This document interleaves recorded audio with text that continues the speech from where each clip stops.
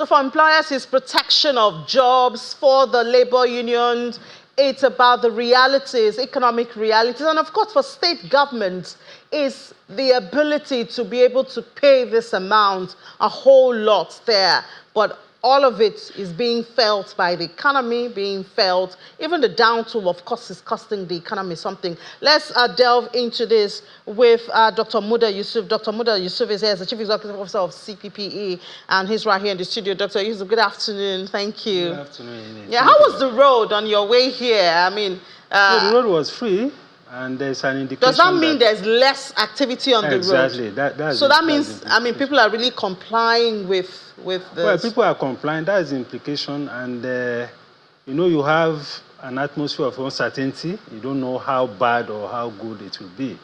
So people, I think, are being cautious, you know, in terms of going out and all of that. And when you begin to read stories about some pockets of protests here and there, so I think that is why many people are staying back. But I think so far it's been peaceful.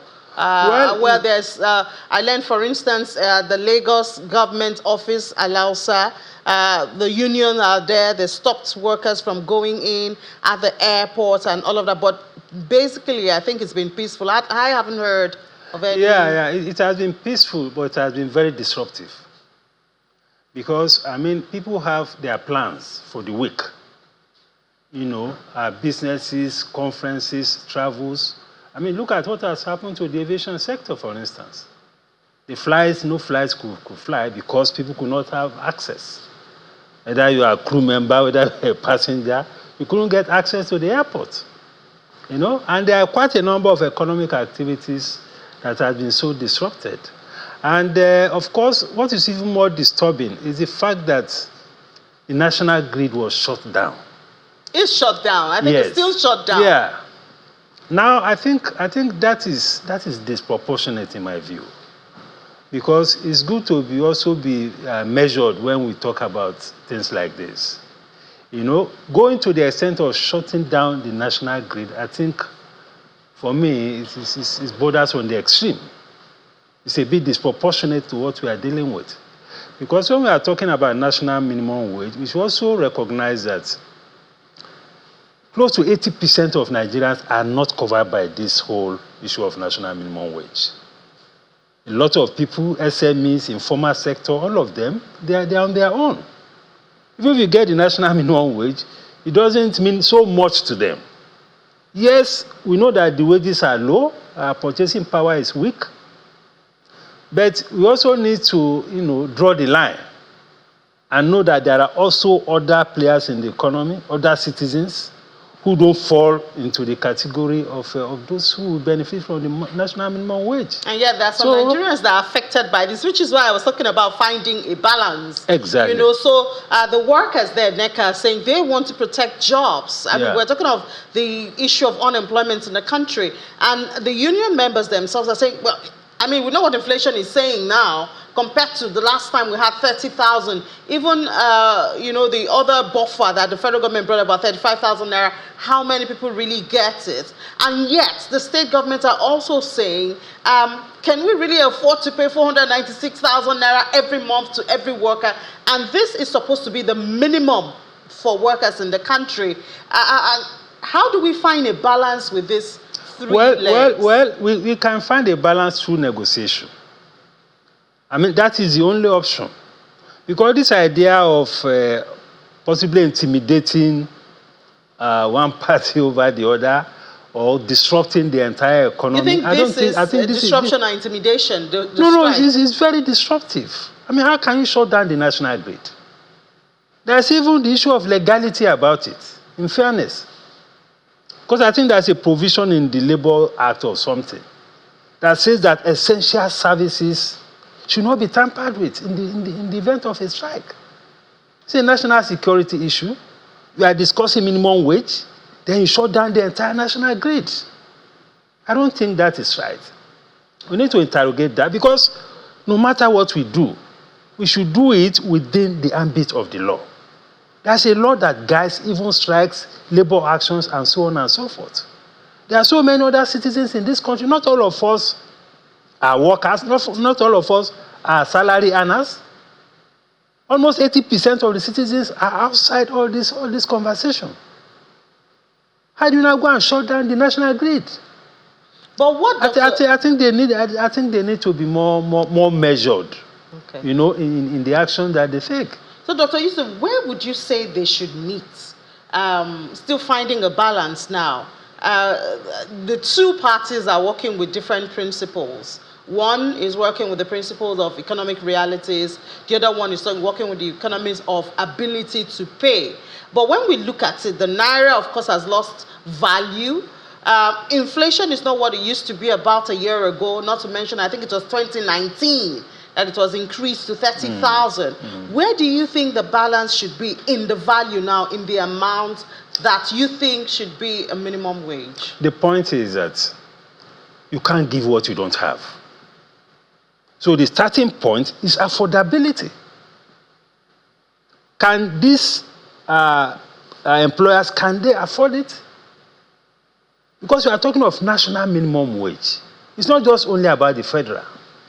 It's about the states, it's about local government, it's about the private sector. Many SMEs are struggling, even as business owners. They are declaring losses. Some business owners are borrowing to pay salaries as we speak.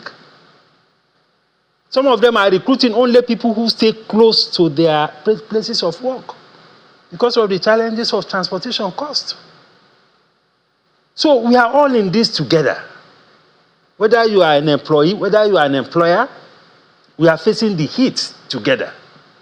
So that is why we have to be reasonable, and we have to situate this within the context of affordability, the context of sustainability, and the context of equity. There are some states, as we speak now, they spend over 80% of their resources on the payment of salaries. So is it only the civil servants in the states that should be consuming 80% of the resources? What happens to other citizens of the state? What happens to infrastructure? What happens to education? What happens to health? What happens to the environment? What happens to transportation in the state? So the resources is not only for workers. Of course, workers are very critical, but we need to also be equitable. There are people who are not workers, who are also citizens, who are entitled to benefit from the resources of government. So there has to be reasonableness on all parts. What's the reasonable number for you? Well, it is difficult to say, but maybe around 100,000 or something, maybe that may sound reasonable. But another issue is that many of these state governments, they have a bloated bureaucracy. The staff strengths are much more than what they need. So the option that may be open to some employers is to sack workers. Because for some of them, some of these states and local governments, they can make do with even 50% of their current staff strength. And the work will still go on. So they have that issue at all levels of government. The size of their workforce is extremely very large. That is why they are struggling with all this minimum wage. And this minimum wage is not just about paying the minimum. It's about what they call consequential adjustment. Apart from paying the minimum, you have to adjust for all other salary levels. So the implication is quite huge. But you also have to look at it from the part of the unions. I mean, there was a tripartite committee that was formed. They've been in talks. And it just seems, I mean, the difference is really so much that we don't know where compromise should come from. Government is saying 60,000. Labour is saying 496, I think 495 or 96,000, So, and for the union, they've been having talks, but the talks doesn't seem to be making headway. So what should they be doing? What could they be doing within, as you said, the ambit of the law? Well, what they should be, there is no alternative to negotiation. But in the negotiation process, you also have to be realistic. It's not about what should be the living wage or what is convenient or what is desirable. It's about what is realistic. It's about what can be paid. And it's about also other measures to bring down the cost of living. Because this is not just about salary. It's about the totality of economic management to bring down the cost of living, the cost of food, the cost of transportation. And I think there is a proposal at the presidency now that is addressing the issue of inflation reduction and price stability. It's an executive order. I saw a draft of it. I don't know whether it has been approved. But it's about some very practical measures to bring down the cost of food. I believe that's from the Taiwo Yedele report. Yes, I think it's part of the recommendation from the Taiwo Yedele to the president. And it's going to come as an executive order. These are some of the issues that should form part of the conversation. Because if we take the salary today and the inflation begins to rise again, within the next 1 or 2 years, you come back to square one. And I'm talking about inflation. You know, there's the argument that automatically an increase in salaries will feed into inflation. But I mean, there are also some dissenting voices that do not agree with that. I think in Brazil, some people noted some of those examples. In a country like Brazil, there was increase in wages. We didn't see it lead to an increase in inflation. I think also China, a couple of countries like that. So when we look at our trend, in Nigeria, because you know Nigeria were very different and special. Do we see increase in minimum wage or salaries leading to feeding into inflation? Not necessarily. Even if we have an impact, again, we have to relate to data. How much will it come to? What proportion of that will be the proportion of money supply, for instance? Money supply in the economy now, I think, is around 52 trillion. So how much will this be and how much impact? So unless you have data, you may not be able to say categorically the effect it will have on inflation. But naturally, it will increase the demand, it will increase money supply, and it will have some inflationary implication. But it may not be that profound when you look at it within the context of the totality of the economy. I think that is very important. On the other hand, it could also boost production. Increases demand, could also boost production. Yes, it could boost production, but there's also this psychological element, especially around our markets. Once there's the news that salaries have increased, they will also immediately increase their prices. Because they feel that that is the only way they can also get a share of the increase in salary. So there is that psychological effect on pricing, that prices have increased, you now have more money, I need to get my own share from that. Mm-hmm. So that is also inflationary in a way. Yes, so as we conclude now, the airports are shut down, most airports are shut down. This is a major one so far. Some banks are shut down. All of this, of course, is a cost to the economy. If this enters day 2, Dr. Muda, what do you see as a cost to the economy? No, it's a major cost to the economy. This is affecting costs. I mean, now, since 12 a.m. or so, nobody has access to power supply. People have been running on diesel.